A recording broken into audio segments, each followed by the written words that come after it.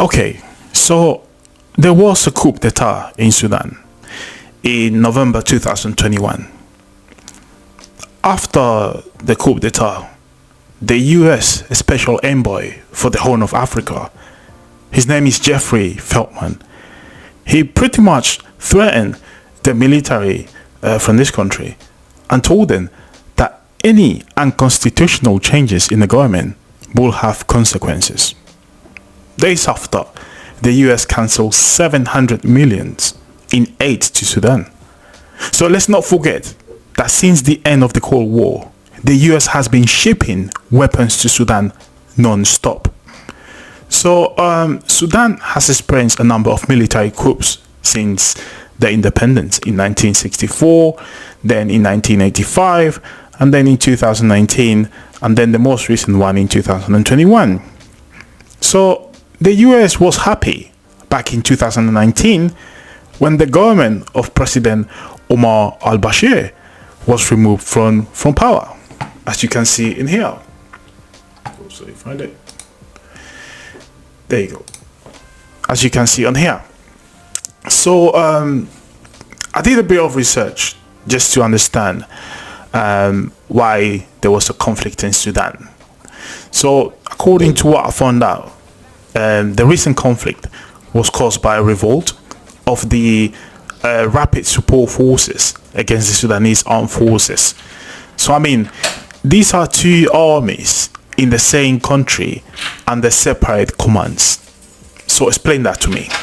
Anyways, the Rapid Response Forces, they used to serve as border guards, and I think they were partly paid by the EU, the European Union, just to dissuade immigrants that were heading towards Europe. After that, they became something much bigger with a more important role. So there is an internal power struggle in Sudan, and these kind of conflicts are not new to the country. They are not new at all. And just like in many African countries, external powers, they take advantage of this situation and exploit this situation. So the US supported the regime change in power. So the regime in power, the US supported that coup until they decided to side with who? With Russia. So let me show you here, 1 second. There you go. So according to this article you can see in here, the Wagner forces are in Sudan. According to the article, they have been in Sudan since 2017, but they left back in 2019 when Omar al-Bashir was removed from power. So now it seems like the West is using the Wagner forces as a scapegoat in Africa. So everything that happens in Africa, any countries that remove the old government and they replace by a new one, and they sign security contract with the Wagner forces, now they're saying that the Wagner forces are the ones causing all these problems. Okay, like it has never been coup d'etats in Africa before, isn't it? So as I said before, the US have been providing weapons to Sudan for many years, and they've seen under their watch many coups d'etat. So this last one, according to some individuals, is due to the fact that the new Sudanese government decided to side with Russia. So Wagner forces, they've been blamed of everything, killing thousands, providing missiles to rebels, and starting the recent conflicts, and what else? So according to this article, it's so striking. It says this, the article says this, it's so striking that anywhere there is instability or an attack on democracy in Africa, that Wagner Group is involved, and more often than not, they are on the side of the militia. So where there is not democracy in Sudan, and there wasn't. Under US watch, it hasn't been democracy in Sudan. The US have been happy with coup d'etats and supporting new military governments. So after this, Biden decided to condemn the coup d'etat in 2021 because he didn't like the new military government. And you know what? Victoria Nuland appear in Sudan. And this is what she's saying in the US Congress. On the floor, despite the many setbacks, we will continue to stand with the Sudanese people in their demands for a peaceful and democratic future. They deserve better. I thank you, look forward to listening to your questions. And Ranking Member Risch, you are absolutely right. Those questions should not have taken 100 days. Okay, so when you see this lady in your country, you better get ready. You better get ready, because we've seen this lady in many countries, right? One specifically, Ukraine. She was hanging cakes to Protestants, to people that removed the government by force. And you see what's going on in Ukraine today. So she was also in Sudan. And of course, she did threaten Sudan for making that decision of allowing or thinking about allowing a Russian military base or naval base in Sudan. So the Russians have been trying to reach an agreement with the Sudanese government for many years, since 2019.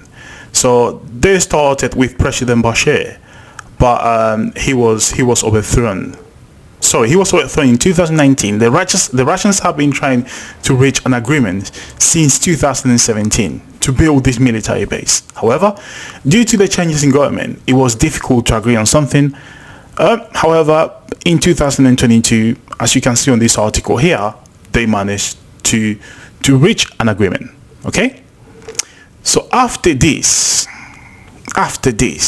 look at what the Americans were saying. According to the VOA, Russia could face local resistance against promised naval base in Sudan. This was before the start of the war, right? And it seems like this is exactly what happened last year. So Russian President Vladimir Putin, in November 2020, he approved the establishment of this Russian naval base in Sudan, which is capable of accommodating nuclear power vessels. So the US ambassador to Sudan, he warned of the consequences if this base was basically created in Sudan, right? You can see it from this article. They just threatened them. They even impose sanctions on the country. This is what Biden did to the country, right? So look, here is the Red Sea, right? You can see here is Sudan, here is Khartoum, and the capital. And as you can see, the Americans also have military bases in this area. This is an important place because you got oil coming from the Middle East here, and then moving through the Strait of Hormuz, and then coming all the way to the Gulf of Aden, where there was a war between Yemen and Saudi Arabia, remember? And then right here, you got Djibouti, which got a massive US military base. So the Russians, they're trying to put a base around here, right? So what goes through here is oil from the Middle East into Europe. So the British control this for some time. The Americans, every single country that wants to play as a superpower wants to control this part of Africa, because there's quite a lot of oil that goes through here. You control this, you control the price of oil and the supply of oil, right? So if you look at this map, you can see that the US has a military base pretty much in different locations around here in the Middle East, right, where most of the oil comes from the Middle East. And then you can see around here, you see Oman, Yemen, these countries, they're really poor countries, but they got American military bases all over, okay, as you can see in here. So there is quite a lot of people that say that the conflict is actually due to this external interference, convincing one side to conduct a rebellion against the other side, just to prevent the Russians from setting up a port in which they will be able to put nuclear capable military vessels, like in Africa, close to Europe, right? So as I say, this is what I found out. Obviously there's quite a lot of information that I did skip, because there's quite a lot of internal issues within Sudan, okay, power struggle and all that. And I think a person from Sudan that is specialized on this